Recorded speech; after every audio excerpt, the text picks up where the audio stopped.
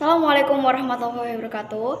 Perkenalkan, nama saya Firza Hulafa dari kelas 11 AKL 3. Di sini saya akan membahas mengenai akhlak Rasulullah SAW. Bismillahirrahmanirrahim. Assalamualaikum warahmatullahi wabarakatuh. Alhamdulillahirabbil alamin wa bihi nasta'in ala umuri dunya waddin wa ala alihi wa sahbihi ajmain. Asyhadu an la ilaha illallah wa asyhadu anna Muhammadar abduhu wa rasuluh. Rabbi shrah li sadri wa yassir li amri wahlul 'uqdatam min lisani yafqahu qawli. Wa qala Allahu ta'ala fil Qur'anil Karim, laqad kana lakum fi Rasulillahi uswatun hasanah. Amma ba'du. Alhamdulillahirabbil alamin. Pertama-tama dan yang paling utama, marilah kita panjatkan puji serta syukur kehadirat Allah Subhanahu wa taala yang mana atas rahmat dan karunia-Nya kita bisa berkumpul pada waktu ini di tempat ini yang insyaallah barokah dalam rangka menuntut ilmu. Yang mana berkumpulnya kita di tempat ini ada dalam lindungan dan maghfirah Allah Subhanahu wa taala. Amin. Tidak lupa sholawat serta salam semoga tercurah limpahkan kepada junjungan alam, teladan terbaik umat muslim sedunia sepanjang masa, yaitu Habibana wa Nabiyana Muhammad sallallahu alaihi wasallam, juga kepada para keluarganya, para sahabatnya, para tabi'in, sampailah kepada kita selaku umatnya. Para hadirin ikhwatun iman rahimakumullah, pada kesempatan kali ini saya akan membahas mengenai akhlak Rasulullah SAW. Sebelum saya melanjutkan ke pembahasan, saya ingin bertanya pada rekan-rekan semua, siapa idola kalian? Tidak lain dan tidak bukan adalah Nabi Muhammad SAW. Bukannya Super Junior, Lady Gaga, Ayu Ting Ting dan sebagainya. Karena dalam Al-Quran dijelaskan bahwa Nabi Muhammad mempunyai suri tauladan yang baik. Akhlak beliau bisa dilihat dari kisah-kisahnya, seperti pada masa beliau masih hidup.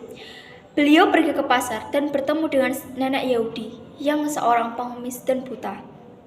Di mana pada waktu itu si nenek tersebut bicara kepada Nabi Muhammad SAW, "Hei pemuda, kalau kamu bertemu Nabi Muhammad, kamu harus menjauhinya, karena dia itu seorang penjahat, seorang tukang sihir, tukang zina, dan lain-lain."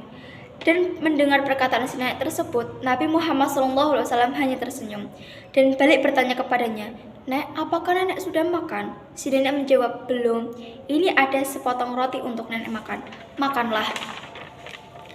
Tidak hanya memberi makan saja, tapi sekaligus menyuapinya, bahkan setiap hari, sampai beliau wafat. Dan setelah wafatnya beliau maka diteruskan oleh Abu Bakar radhiyallahu anhu. Tapi Abu Bakar tidak merasa sadar dengan kelakuan si nenek tersebut. Yang akhirnya si nenek bertanya "Kemana orang selalu memberiku makan?" Abu Bakar menjawab, "Beliau sudah wafat." Si nenek hanya menjawab, "Oh." Dan si nenek berbicara kepada Abu Bakar seperti yang dikatakan kepada Nabi Muhammad SAW. Lalu Abu Bakar bertanya, "Nek, apakah nenek tahu siapa yang selalu memberi makan nenek?" Si nenek menjawab, "Tidak, memang siapa dia?" Abu Bakar berkata, "Dialah Muhammad yang selalu nenek bicarakan." Kemudian si nenek merasa sedih dan menangis. Lalu si nenek mengucapkan dua kalimat syahadat, "Asyhadu an la ilaha illallah wa asyhadu anna Muhammad Rasulullah." Dan pada kisah lain diceritakan tentang tauladannya beliau pada waktu beliau mau berangkat ke masjid.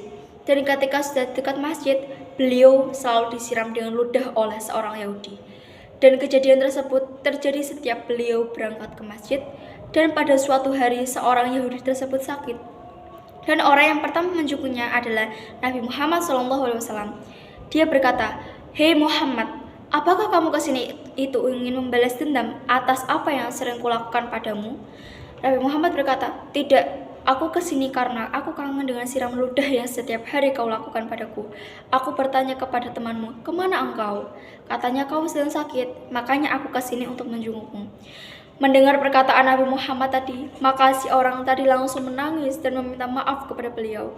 Dan langsung mengucapkan dua kalimat syahadat. Dari dua kisah tersebut, jelaslah bahwa Nabi Muhammad SAW mempunyai akhlak atau suri tauladan yang mulia. Bahkan ketika beliau didolim oleh orang lain, beliau membalasnya dengan kebaikan. Meski mencontoh akhlak Nabi Muhammad SAW itu susah, tapi marilah kita bersama-sama sedikit demi sedikit mencoba mencontoh akhlak beliau. Mungkin hanya itu yang dapat saya sampaikan. Mudah-mudahan ada manfaatnya, khususnya bagi saya pribadi, umumnya bagi kita semua. dan mohon maaf apabila terdapat banyak kesalahan dalam penyampaian materi saya. Akhir kata, wallahu muwaffiq ila aqwamit thoriq. Wassalamualaikum warahmatullahi wabarakatuh. Terima kasih.